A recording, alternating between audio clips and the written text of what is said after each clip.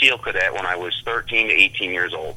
I trained as an airman when I was there, which means I trained with aircraft. I learned about the workings of aircraft. I went into the Army when I was 23 years old. Nice.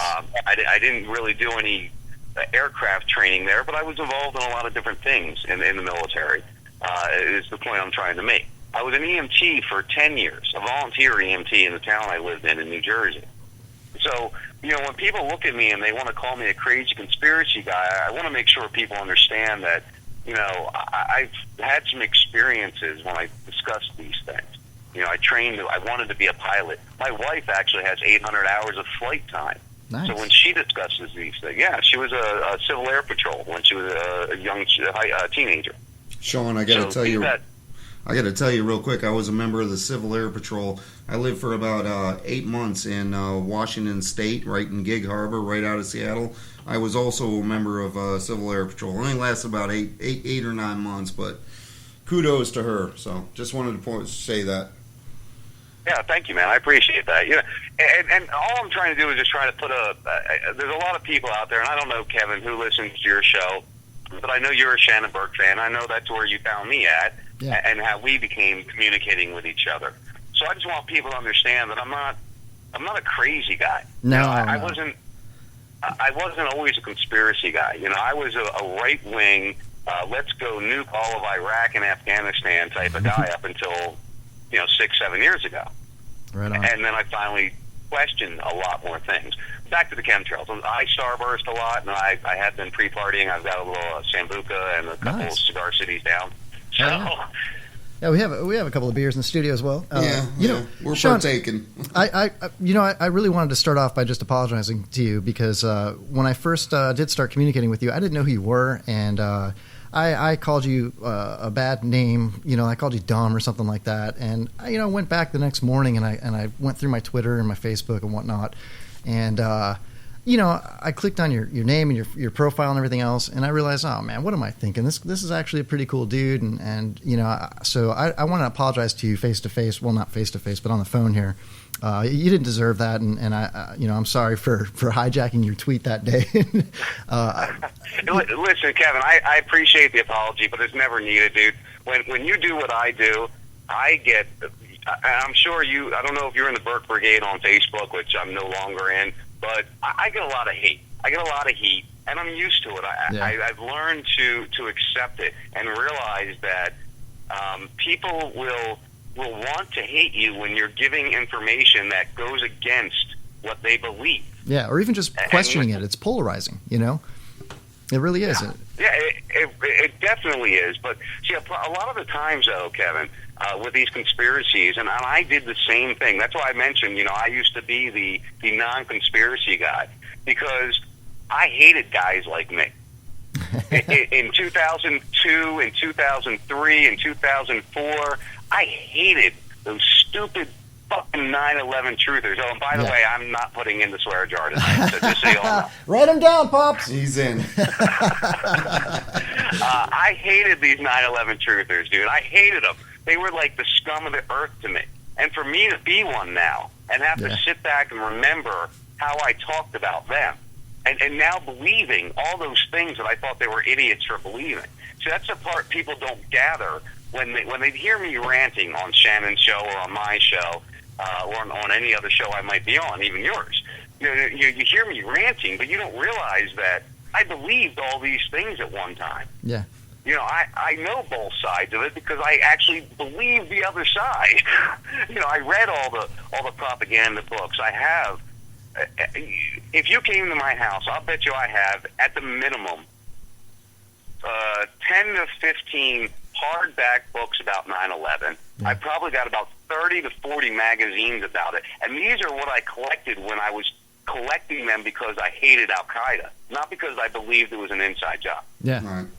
Yeah, I was really against even listening or giving anybody a chance to talk about how it may have been a conspiracy or whatnot.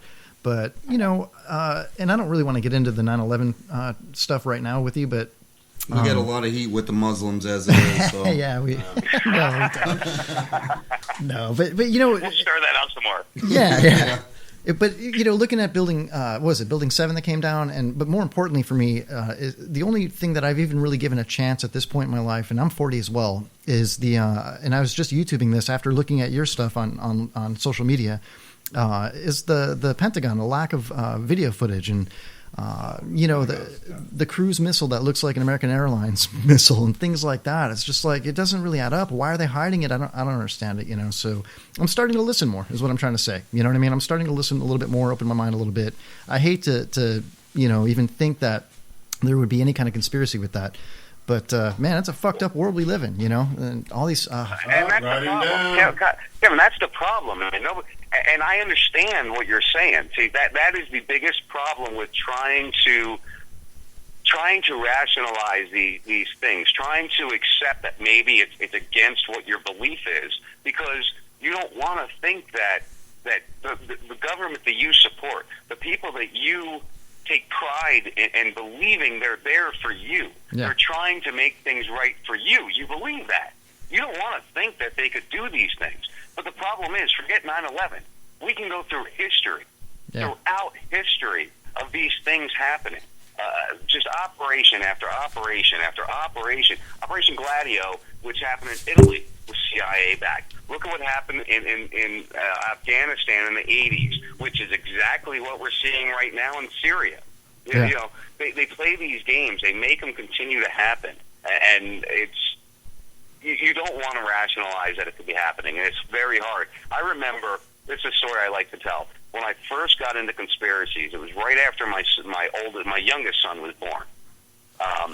It was 2008. And I started, I got angry because I didn't want a black man as our president. I'll be straight up honest. It was racism that drove me into all this. I was so angry that this black guy became president and John McCain didn't make it. How the hell did John McCain lose to this guy? I couldn't believe it. So I got angry and I started researching things, and I found all these different things, which led me to Alex Jones. That's usually where most people start in conspiracies, is Alex Jones. So led me to this video called the Obama Deception. And I started watching this video. And it's a 2-hour documentary. And I watched this documentary probably 20 times. I had a legal pad, a full-size yellow legal pad, filled from front to back with questions and just things that were grabbing me as I was watching this. My wife thought I was losing my mind at the time. And she just was staring at me like, what the hell is wrong with you? I'm laying in bed with a laptop on my lap at 2:30 in the morning with a legal pad in my lap, writing down all these questions. And that's what began it for me. And as I moved through it, I learned, hey, Alex Jones, I kind of moved away from him now because he's supporting Trump. That just doesn't add up. How does the biggest conspiracy guy support Donald Trump? Yeah. That's a whole other direction we can go. Anyway, like I said, I starburst a lot. I've got some Sabuca and Cigar City, so you can take control of it if you need to. No, we talked about how we're going to, take in your rants and whatnot tonight, and we just want to pick your brain and let you go, if that's cool with you. I've got a list of questions to ask you about. I kind of want to go back just real quick because we were talking about it earlier. Back to the chemtrails and the contrails, just to explain to people the difference. Now, aren't the contrails like water vapor and aerosol, but the chemtrails have some kind of different chemical compound so it doesn't evaporate? And they were talking about, dimming the planet so that people don't get melanoma cancer and stop the effects of global warming and things like that. What are your real thoughts on that? I mean, do you believe what the ICA is saying, or do you think that they're just pumping a bunch of bullshit out there and they have their own agenda? Well, keep in mind, I've believed in chemtrails since about 2009, 2010. I've studied them. I've looked into them. We've always called it an aerosol. And I don't know, you said you listened to my show from the 22nd where I did my big rant about the new study that came out. Is that the one you heard where I was talking about the chemtrails and the aerosols? Exactly, yeah. And it's funny, it's kind of ironic that, aerosol in the 60s and 70s, put holes in the ozone and whatnot, but now they're using aerosol to supposedly fix it. It's weird. It doesn't make any sense. Well, I think the point I'm trying to make is the chemtrail people, the people that have been watching these things for about 10 years now, since they've really gotten to the level that we're seeing. We've always used the term aerosol. Now, if you go back 5, 6, 7, 8 years in the chemtrail argument, everybody always says it's nothing but water. It's nothing but water and ice. That's all it is. It's nothing else. And then all of a sudden, we're hearing this aerosol being introduced, which again is a terminology that the geoengineering chemtrail watchers have used for a long time. The aerosol word. Mm-hmm. Are they adding it to the fuel? See, and this is where it gets really hard, because we're hypothesizing on how this could happen, how they might be doing this. There's patents out there. There's fuel additive patents. There's patents for engine parts, different things that connect this all together. Right. So, are they adding it to the fuel? Are they injecting it post fuel into the engine at the combustion cell? See, we don't know. That's the part we don't know. That's why I'm confused about it. Like they don't seem to explain anything, even when people ask. They're not coming clean. You know what I mean? Well, the government's never going to come clean. The government and the companies that are doing it are never going to come clean. It's very easy. If you type in, one of your guys sitting there right now, if you guys are at a computer, just go to Google. Type in, let's type in geoengineering companies or weather modification companies. One of those two search terminologies. You will come up with a list of companies that sell weather modification that will promise your wedding will be perfectly clear, or maybe you want a snowy wedding. They'll give you snow on your wedding. That's amazing. There's companies out there that promote this. They're on the internet selling it. So are these the companies that are spraying these things up there? Are these the companies that are what we call NGOs, non-governmental organizations that are funded by government? Right. To produce these things, to experiment with these things?